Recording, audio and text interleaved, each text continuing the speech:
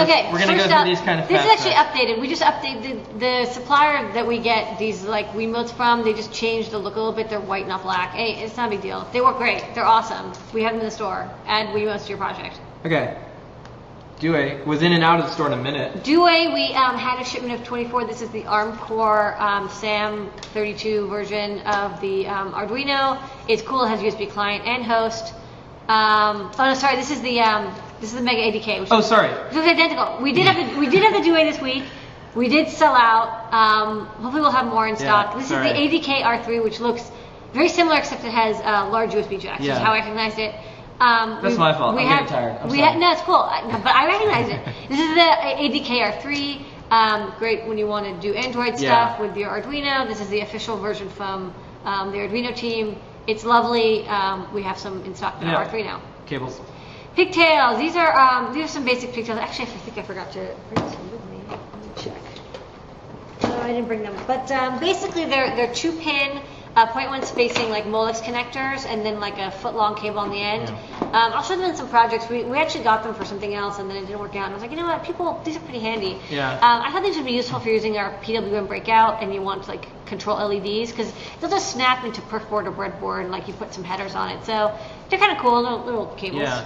Adafruit's first poster is in the store. The poster is called Laws of Robotics. And this is the first edition, the limited edition. We have 100 of these. They're beautiful, large, glossy posters. And it has the 3 Laws of Robotics by Asimov from his Book of Robotics. Okay. And and this is the first edition, and it has the 3 laws. We might do another edition that includes the zeroth law for those of you who are about to say it. I know. There was a little bit of a debate about whether to release with the zeroth law or the standard. Two editions. And I said most people only know of the 3 laws. They would be confused by what is the zeroth law. You can boil it down. A robot should be your friend. Okay. Yes, robots are friends. Robots are friends, not robot enemy. Anyways, so we'll have that. Then we get all these little connectors. These are fun. I'm going to show off both of these bricks at once. So these are little, these are 0.1 spacing. We're really into 0.1 spacing. 0.1 spacing terminal blocks, and they're spring type because it's very hard to get the ones that are screw type. But the nice thing about these is they are reconfigurable, and I will show that on the overhead because it's a little confusing what I mean by that. So these are the terminal blocks. I'm going to zoom this in a little bit. Careful, it's going to fall off the table. Yeah, it's also shadowy. Yeah. Maybe I can go like Yeah, this. we don't have controlled lighting here. By the way, we're building a studio for Ask an Engineer. Yeah, so Under construction. We'll deal until then. So these are terminal blocks, and they're 0.1 inch spacing, so they snap in, and then you can put wires in by pushing on these springs back, and then you poke the wire into this hole. But then you're like, okay, well you have 3-pin, but what if I want like a 6-pin or a 5-pin connector? Well, if you use your fingernails, or you can use a screwdriver, you can very carefully pry this end cap off. Let me do this very carefully. Are they okay with stranded wire? Yeah, you can use anything, I think it's 16 to 22 gauge. So Yep. that's it without the end cap on. And then you can snap it onto another one. And I'm just showing snapping 2 3-pin ones together, but each one of them comes apart. Some folks says you can twist them a bit. That's a good way to take them apart. Yeah, you can probably twist them. I actually use my fingernail and pry it a little bit. Yeah. And then now you can have as many as you want. And they are individually removable, so like you can have 5, 3, 2, 1, 50,000, whatever number you want. It doesn't have to be a multiple of 3. We just sell them in a multiple of 3 because I just thought that was convenient. And so we have ones that are the right angle size. So this goes into a perf board or breadboard, and then you can pull wires from the side. And then we also have the straight type. And the straight type is a little more compact this way. These are comparisons of the two. This one is the straight type, and so the wires go in from the top, but it's also reconfigurable, just like the right angle ones. So I think this is kind of a solution to, like, you have a Perma Proto board or other perf board, and you want to make a connector very easily. It's pretty low cost too.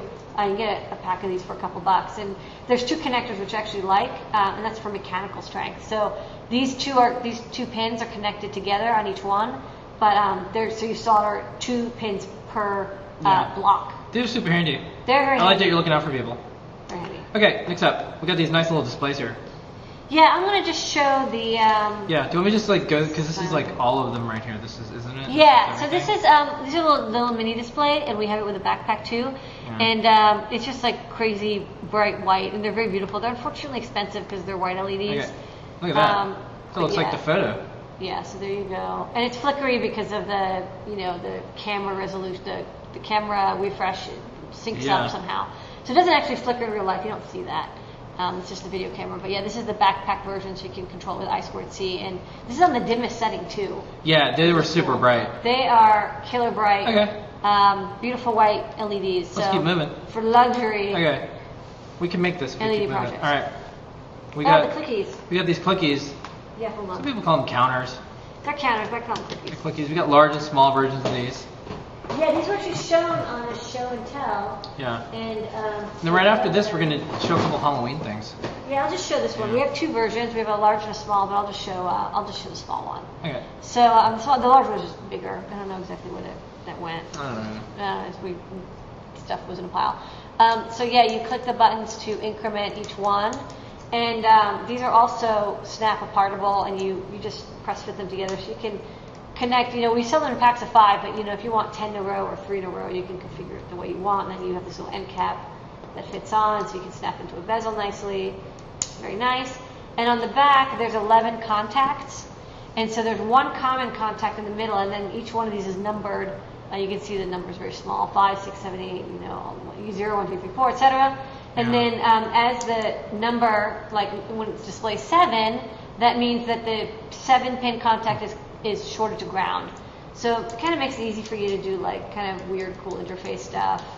You want to enter in a number or something. I don't know. These are one of the products where it was so weird and interesting. Where like people are going to do something cool with this. I don't know what this is good for, but I just thought these were kind of cool. Yeah. And you countdown timers. You get 5, and you put them together, or maybe you want to have like a function generator, and you set the time, or an alarm clock or something. I don't know. That's something cool. Okay. I'll try something. And then this is, I would say, that the star of the new product show. This is a new breakout board we have. Yeah, I made a new breakout. Oh, sorry. You know what? I did have they were underneath the pickups. I'll show them really briefly on the overhead. Really? When I show the. Okay. So we got this new breakout board. This is I2C. a 12-bit I2C analog digital converter. Yeah.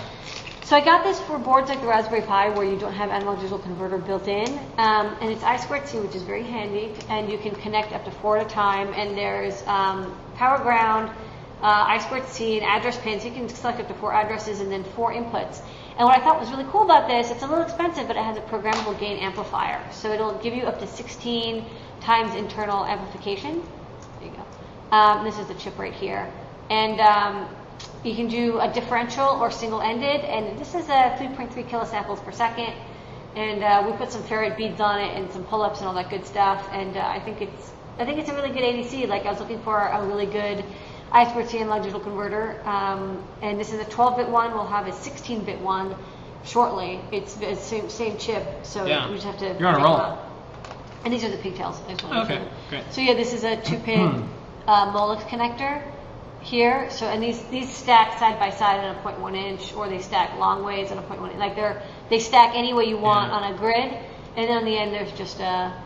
When are we getting those audio spec? And we're doing those like next week, right? Yeah, we just with the move, everything's kind of fallen behind a little bit. Yeah, we've managed to keep a lot of things out. A lot of things we moved, and moving wasn't the hard part. Getting ramped up on getting settled in is actually the hardest part. Okay, so those are new products for the week. Thank you for getting through those. Whoops. Thank you for getting through those so fast.